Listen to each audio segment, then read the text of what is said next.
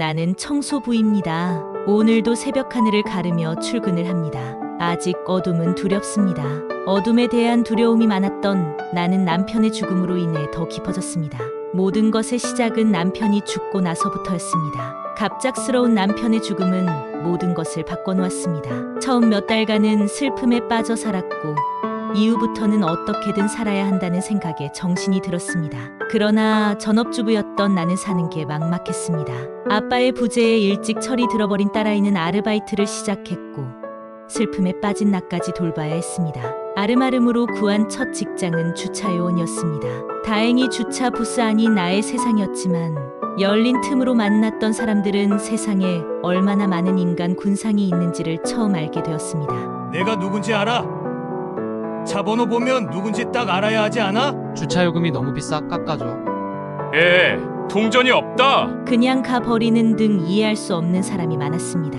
그렇다고 그런 사람만 있는 건 아니었습니다. 따뜻한 차 한 잔을 건네주고 가거나 사탕, 빵 등 간식을 건네주며 항상 고맙다는 말을 전하는 사람들도 있었습니다.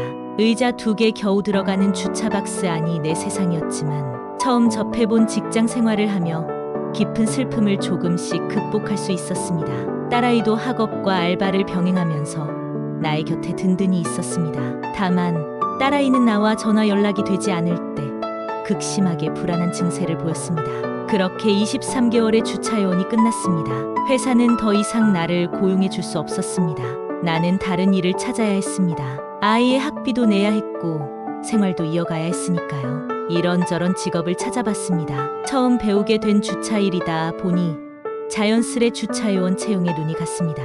서울의 어느 놀이공원에서 주차요원 일을 하게 되었습니다.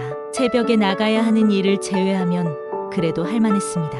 여전히 어둠은 나를 두려움으로 몰고 갔습니다. 그 두려움도 살아가야 하는 삶 앞에서는 점점 작아졌습니다. 나는 어둠을 뚫고 힘차게 앞으로 나아갔습니다. 그렇게 또 2년의 세월이 흘렀습니다. 회사는 점점 자동화 시스템을 갖추면서 나의 숨통을 조여왔습니다. 정리해고는 눈앞에 보였습니다.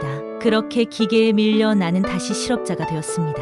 몇 달간 실업급여를 받으며 일자리를 찾았습니다. 자신 있었던 주차요원은 더 이상 나와 같은 사람에게 기회가 오지 않았습니다. 자동화에 밀렸고 65세 이상 어르신 일자리에 밀렸습니다. 불안하던 나에게 예전 회사의 주차 반장님이 회사 청소부 일을 소개해 주셨습니다. 더 이상 일할 곳이 없다는 위기감과 고용 승계가 이어지면 정년까지 일할 수 있다는 기대감에 나는 청소부가 되었습니다. 청소부가 되리란 생각은 못했습니다. 거울을 닦으며 청소복을 입은 모습을 봤습니다.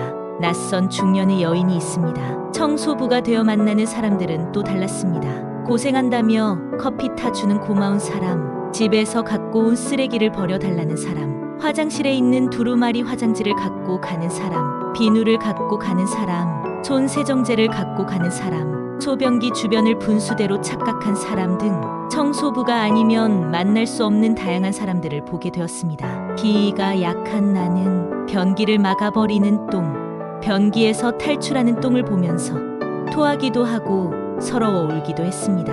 그때마다 나는 다르다라는 생각으로 거리를 두었던 나의 동료 청소부가 달려와 대신해 주었습니다. 시간이 지나면 익숙해진다면서 말이죠. 이건 일이라면서 말이죠. 혼자 먹던 도시락을 동료와 함께 먹기 시작했습니다.